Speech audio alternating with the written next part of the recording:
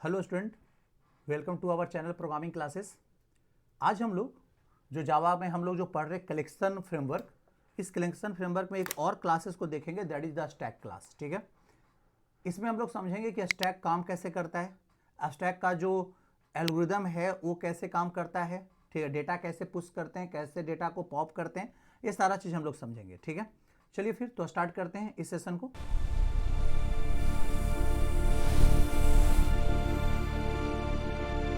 ठीक है, देखिए यहाँ पे हम कुछ नोट्स भी बनाए हैं। यहाँ पे देखो कि स्टैक कलेक्शन इन जावा, यहाँ पे है क्या, stack is a class of Java collection framework that follow the principle of LIFO last in first out. Stack जो है लीफो टेक्निक पे क्या करता है, काम करता है। मतलब कि जो डेटा आप इसमें सबसे लास्ट में डालोगे वो सबसे पहले आउट होता है। मतलब जो एलिमेंट लास्ट में इंसर्ट होगा वही सबसे पहले रिमूव होगा। अब ऐसा होता क्यों है इसको समझते हैं पहले हम लोग फिगर से, डायग्राम से, तब ज़्यादा अच्छा समझ में आएगा। देखिए, स्टैक एक ऐसा कलेक्शन है जहां पे उसके पास ना डेटा इंसर्ट करने के लिए और डिलीट करने के लिए एक ही इंड होता है। देखिए यहाँ पे मान लो कि एक इस तरीका से एक पाइप है, अगर हम इधर से ओपन, इधर से कुछ डालेंगे तो इधर से निकल जाएगा। क्लियर है? लेकिन स्टैक ऐसा नहीं है। स्टैक कहता है कि मेरा 3 साइड से क्लोज रहेगा। क्लियर है?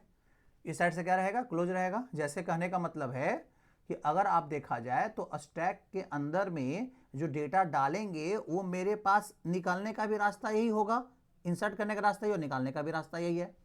क्लियर है? तो यहाँ पे आपके पास जो डेटा सबसे लास्ट में जाओगे सबसे पहले ही निकलेगा, क्योंकि बाकी तो बॉटम में आते गया। मान लो कि इसमें हम एक बॉल डाले, बॉल 1, फिर यहाँ पे बॉल 2 और फिर यहाँ पे बॉल 3, इस तरह से हम डाले। अब हमें कोई बोला कि बॉल 1 को निकालो, तो बॉल 1 निकालने से पहले हमको बॉल 3 को निकालना पड़ेगा। और यहाँ देखो बॉल 3 सबसे लास्ट में हम इंसर्ट किए थे, तो सबसे जब लास्ट में इंसर्ट किए थे तो 100% सबसे पहले यही निकलेगा। तो पहले 3 को निकालना पड़ेगा, फिर 2 को निकालना पड़ेगा और यहाँ पे 1 को निकालना पड़ेगा। क्लियर है? तो अब यहाँ पे समझो कि स्टैक जो है लीफो टेक्निक को मेंटेन करने के लिए ये कहता है कि मेरे पास एक ही डेटा का इंसर्शन और डिलीशन का पोजीशन होता है, that position is called the top. तो स्टैक के टॉप है, मतलब टॉप पे ही डेटा इंसर्ट होगा। अगर कोई पूछा जाए कि अब डेटा इसमें कहां जाएगा, तो 3 के ऊपर जाएगा, यहां पे इंसर्ट होगा। अब कहां जाएगा, तो ऊपर जाएगा, टॉप से इंसर्ट होगा। और डिलीट कौन होगा, जो सबसे टॉप पे है वही डिलीट होगा। इसीलिए इसका क्या नाम रखा गया, top. Top is that place in the stack जहां से डेटा इंसर्ट होता है और वही पोजीशन से डेटा क्या होता है, डिलीट होता है। अब इसको अच्छे से समझने के लिए कैसे टॉप इंक्रीज करता है, डिक्रीज करता है, तो जब डेटा स्ट्रक्चर का सेशन जब यूट्यूब पे हम स्टार्ट करेंगे तो हम आपको स्टैक का रियल इंप्लीमेंटेशन करके दिखाएंगे। यहां तो जावा का कलेक्शन है, यहां तो फ्री में रेडीमेड क्या है आपके पास, डेटा स्ट्रक्चर से बना बनाया, बस आपको क्लास का ऑब्जेक्ट बना लेते हो, आपके पास सारा एल्गोरिदम उसके पास इंप्लीमेंट हो जाता है और वो रेडीमेड मेथड देता है, मेरा काम हो जाता है। क्लियर? तो हम लोग उतना एल्गोरिदम में जाने की जरूरत ही नहीं है। जब स्टैक पढ़ेंगे तो हम लोग समझेंगे। बस हम आपको ये बता दिए कि स्टैक एक ही इंट देता है डेटा इंसर्शन और डिलीशन का, जिस कारण ये लिफो टेक्निक को मेंटेन करता है। आप कहीं भी देखो, जैसे आप कहीं भी आप फंक्शन वगैरह में जाते हो, जो ट्रे जो यहाँ पे लगा रहता है, प्लेट से लगा रहता है यहाँ पे, तो जो प्लेट सबसे लास्ट में रखा है वो सबसे टॉप पे होता है। क्लियर है? जो प्लेट सबसे लास्ट में है वो सबसे टॉप पर है। ठीक है, और जब निकलेगा वो तो सबसे पहले यही प्लेट निकलेगा, तो ये भी एक स्टैक है। क्लियर है? अब यहाँ पे देखो, जैसे अगर मान लो किसी ड्राम वगैरह में पानी हम लोग डालते हैं, ठीक है, या किसी बाल्टी में पानी डालते हैं, तो क्या होता है, यहाँ पे एक जग पानी डाले तो एक लेयर बना, दूसरा जग डाले दूसरा लेयर बना, तीसरा, चौथा, इस तरह से लेयर बढ़ते गया, उसका टॉप बढ़ रहा है। क्लियर है? और जैसे ही आप पानी निकालोगे तो टॉप क्या होगा, घटेगा। तो बस, तो डेटा इंसर्ट करते हैं तो टॉप एक से बढ़ता है और डिलीट करते हैं तो टॉप एक से घटता है। तो हम लोग का जो सबसे इंपॉर्टेंट जो यहाँ पे वेरिएबल होता है स्टैक में, वो क्या होता है, टॉप ही होता है, जहां से डेटा इंसर्ट करते हैं और डेटा डिलीट करते हैं। अब यहाँ पे स्टैक का कुछ ऑपरेशन है, जो देखो यहाँ पे एक ऑपरेशन का नाम है जिसका नाम हम लोग बोलते हैं पुश। क्लियर है? ये ऑथराइज्ड नाम है, समझो यहाँ पे। पुश मतलब डेटा को इंसर्ट करना। डेटा इंसर्ट करने का जो जो प्रोसेस होता है ना स्टैक में, उसे हम लोग पुश ऑपरेशन बोलते हैं, ना कि हम लोग क्या बोलते हैं, मतलब इंसर्ट ऑपरेशन। इंसर्ट नहीं बोलते, वहां क्या बोलते हैं, पुश बोलते हैं। कोई बोले कि स्टैक में डेटा पुश करो, मतलब क्या बोल रहा है वो, कि स्टैक में डेटा आपको इंसर्ट करने के लिए कह रहा है। ठीक है? उसी तरह से एक है पॉप। पॉप कहता है क्या है, कि एक ऑपरेशन पॉप का भी आता है। ये कहता है कि जब स्टैक के टॉप से डेटा डिलीट करते हैं, दिस प्रोसेस इज कॉल्ड क्या, पॉप। जब स्टैक से डेटा को हम डिलीट करते हैं, इसी प्रोसेस को क्या बोलते हैं, पॉप बोलते हैं। क्लियर है? तो आप समझिए चीजों को। ठीक है? तो अब यहां पे आपके पास पुश है, यहां पे पॉप है, तो डिलीट करने का प्रोसेस को पॉप और पुश है जो इंसर्ट करने का प्रोसेस होता है, तो पुश बोलते हैं, ये ऑथराइज्ड नाम है। एक और है आपके पास पिक भी होता है। पिक टॉप का डेटा के बारे में पता करना कि टॉप पे कौन सा डेटा है, ये डिलीट नहीं करेगा। टॉप पे कौन सा डेटा अगर ये पता करना चाहते हैं तो आप पिक फंक्शन यूज कर सकते हैं स्टैक का। क्लियर है? तो ऐसा ही जावा का जो कलेक्शन का जो स्टैक क्लास है, ऐसा ही कुछ रेडीमेड मेथड्स भी हम लोग को दिया है जिसमें नाम रखा है पुश, पॉप और पिक, ऐसा कुछ इसके पास भी नाम है। ठीक है, चलिए फिर तो हम लोग स्टार्ट करते हैं। यहाँ पे कोड करते हैं, यहाँ पे किस तरीका से मेरे पास होगा। देखो यहाँ पे हम यहाँ लिखे ना, लिफो टेक्निक में काम करता है।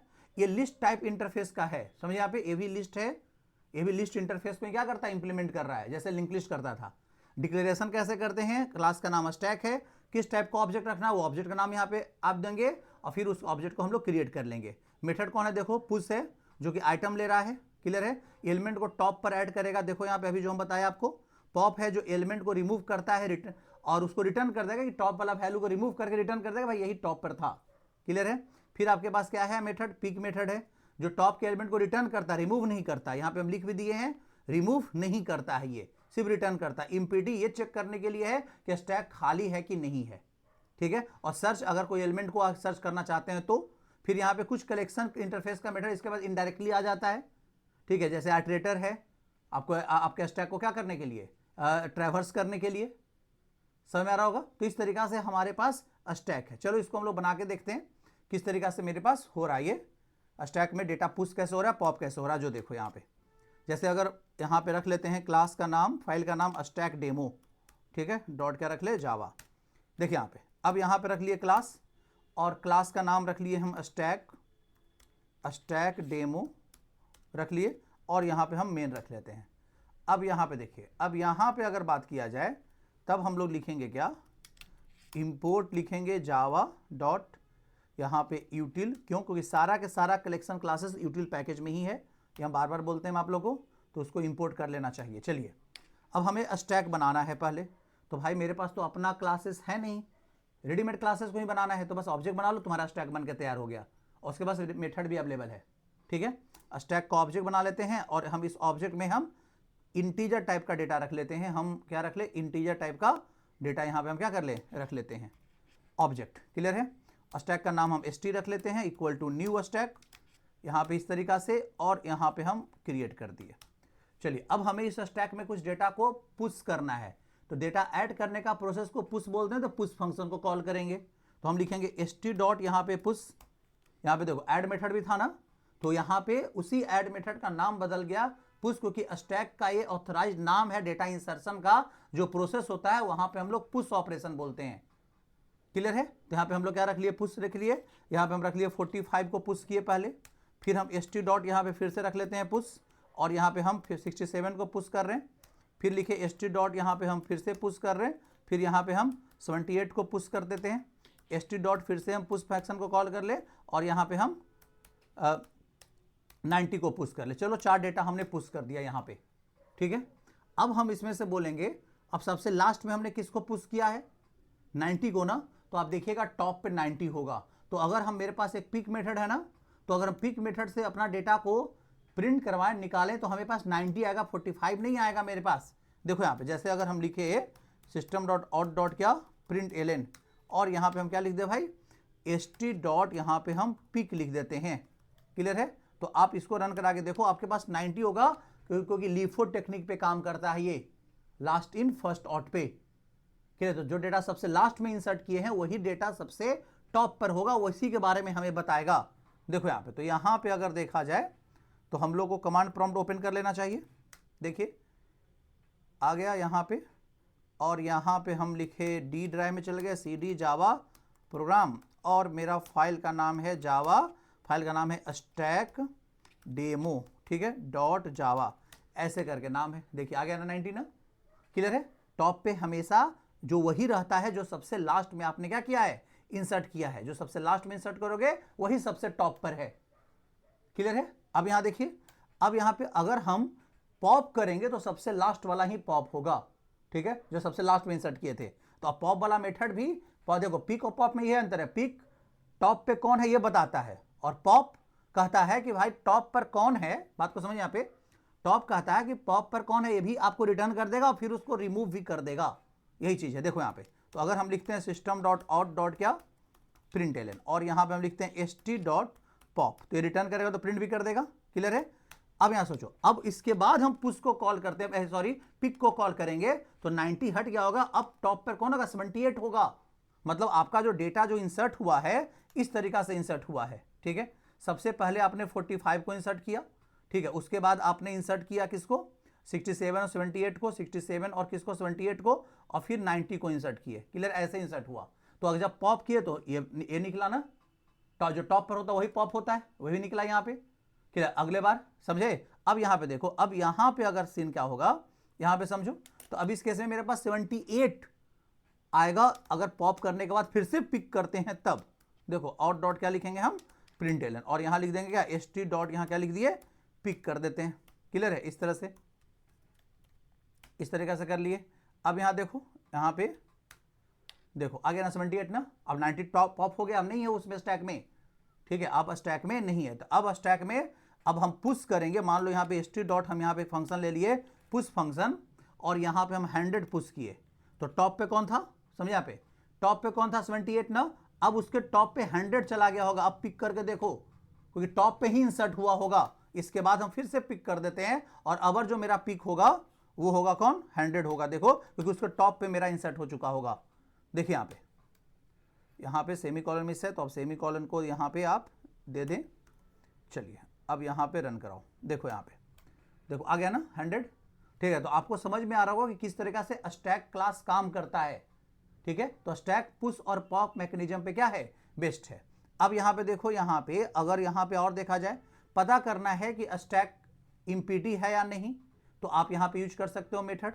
यहाँ पे ट्रू और फॉल्स रिटर्न कर देगा, सिस्टम डॉट आउट डॉट क्या println, और यहाँ पे हम लिख दे st डॉट इम्पीटी, ये कॉल कर लेंगे। ठीक है, तो ये अगर इम्पीटी रहेगा तो ट्रू, और नहीं है तो फॉल्स रिटर्न करेगा। तो इसके मेरे केस में तो फॉल्स आना चाहिए। ऑफ कोर्स आया ना? क्लियर है? समझे? और यहाँ पे मेथड देख लो, अगर कोई और मेथड है सर्च, अगर किसी स्टैक में आपको डेटा खोजना है कि है या नहीं, तो सर्च मेथड है इसके पास। आउट डॉट क्या लिखते हैं? println लिख दें, और यहाँ पे हम लिखते हैं st डॉट, यहाँ पे क्या लिखे? सर्च मेथड, और यहाँ पे किसी ऑब्जेक्ट को सर्च करते हैं। तो चलो 45 तो उसमें होगा ही होगा। चलो देखते हैं, इसी केस में ट्रू आना चाहिए। ठीक है, देखिए यहाँ पे आपके पास क्या? Can not find symbol, SE, okay, search का स्पेलिंग गलती लिख दिया क्या?